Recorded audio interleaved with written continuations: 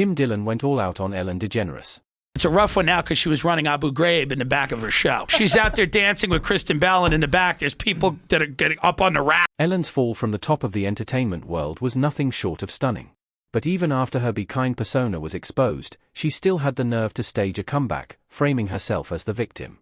Actually reportedly complaining about how hard it is for women in America with the double standards. Look at Oprah, how hard it is for her. Oh, she's got, like 10 houses, Ellen DeGeneres. And today we're covering it all. So, buckle up because you're in for a treat. It's rough. Ellen is like an old. But it's a rough one now. It's a rough one now because she was running Abu Ghraib in the back of her show. That's a rough one. She's out there dancing with Kristen Bell, and in the back there's people that are getting up on the rack like this. It's so weird when you see like a lot of people saying that someone who seems so nice is not nice at all. She doesn't seem nice, but that's people have a very poor judge of character. She doesn't seem nice. It seems forced. People that are like that all the time, she doesn't seem nice. It's very forced. And whatever, you're allowed to be a bitch, right? You're allowed to be a bitch. You're allowed to be nasty to people. You're accomplished. You're a comedian. You did the whole thing.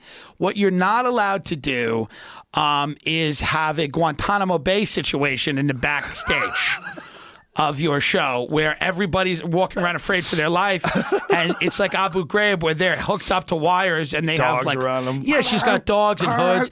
If an intern's late, What they have a makes hood Ellen's on. story I so don't wild is support how that. long it went unchecked. For over 15 years, she hosted one of the most popular daytime shows on television, racking up thousands of episodes and building a brand centered around kindness.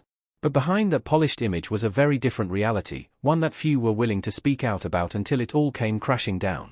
While most headlines focused on the toxic work environment, once you dig deeper, it's clear that it was far worse than just a few mean bosses. Allegations surfaced against senior producers involving racism, inappropriate touching, and a management style based on fear and intimidation. And when we talk about her the host show got herself, canceled that's after where the she had real this problem testy begins. exchange with Dakota Johnson, where something happened where Dakota said, "Oh, I had this birthday party," and Ellen said, "Well, why didn't you invite me? You didn't invite me." And she said, "Like, no, I did invite you, Ellen. That's not what happened." And Ellen had blown her off, and then tried to play the victim on the set with her. Anyway, it led to article after article of people being like, "Ellen is a nasty person," and all these staffers started to come out. Not for nothing, but I know a guy. I know him very well, whose sister worked for her, who said, you were not allowed to make eye contact with Ellen in the halls of that show. If you saw her, this is not a nice person. For someone whose motto was Be Kind, Ellen has had a wave of people come forward with stories that paint a very different picture. It all started with a single tweet in March 2020 by Kevin Porter, who described her as one of the meanest people alive and asked his followers to share their own insane encounters with her. What came next felt like a group therapy session where hundreds of people chimed in with their own experiences. One person wrote, "I worked at a restaurant, served her and Porsche brunch. He wrote a letter to the owner and complained about my chipped nail polish. Not that it was on her plate, but just that it was on my hand, which almost got me fired." Another one added, "Was working on a show at Warner Brothers that was next to her stage. It was our showrunner's 50th birthday. Caterer grilling steaks outside for a special fancy lunch.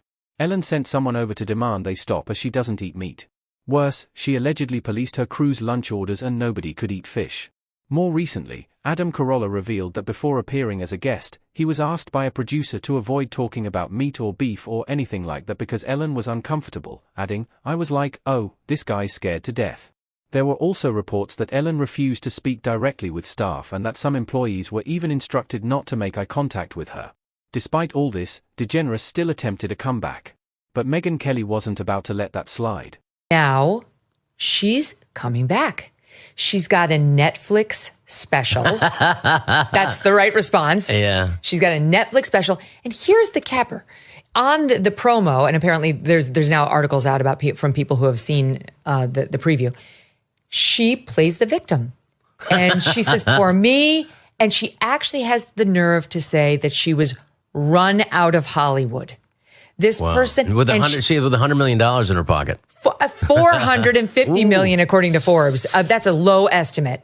Yeah. Because so now she's out there saying, "I was run out of Hollywood." She's actually reportedly complaining about how hard it is for women in America with the double standards. Look at Oprah, how hard it is for her. Oh, She's got like 10 houses, Ellen DeGeneres. Michelle Obama. Look how hard it is for women in America. They're hurting. It's just woe is me. I was run out of Hollywood as she speaks from this grandiose stage on Netflix. Hello, you haven't been canceled if you are doing a Netflix special. She got 20 million for the one before this.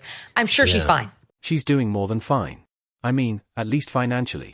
But can you imagine the level of gaslighting she attempted to pull with that Netflix special?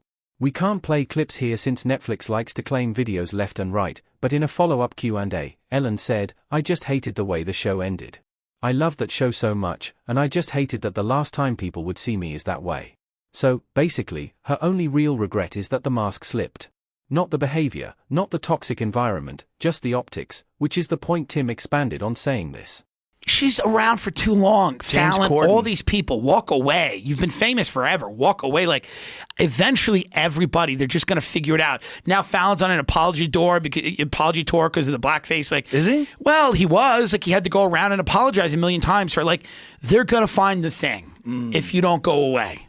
You gotta have a good run, and then when you have a good run, you step back and you go, okay, I'm still gonna do my thing, but like I'm not. I mean, there's only a few jobs in entertainment, right? Right. So I think a lot of the cancel culture shit is probably these motherfuckers want those jobs. Ooh. They're like, how long is this gonna be dancing? I can dance with Hillary Clinton. I could do the Charleston with Henry Kissinger, whatever the she does out there. The Charleston, is that what it is? She goes out there, do the Charleston. She's got war criminals. Her and Bush are jumping around. I mean, That's right. She was buddies with Bush. Exactly. The thing about reaching the top in Hollywood is that it doesn't happen overnight.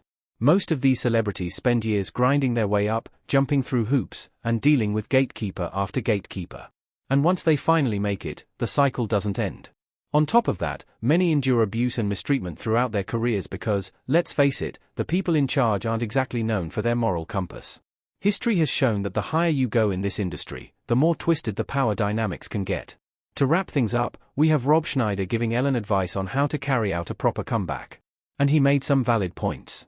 But when you don't get over your grievances and you let it fester and resent and take it out on people, and then I think that's something that has to be, I mean, there really does have to be a coming to Jesus moment where you have to, I mean, literally or figuratively, where you can just get over this stuff and then start over and say, yeah, I was whether you want to use the C word or the B word, and admit that and move on. And I think in our culture, the great thing about America is that you really do have a tradition of forgiveness here.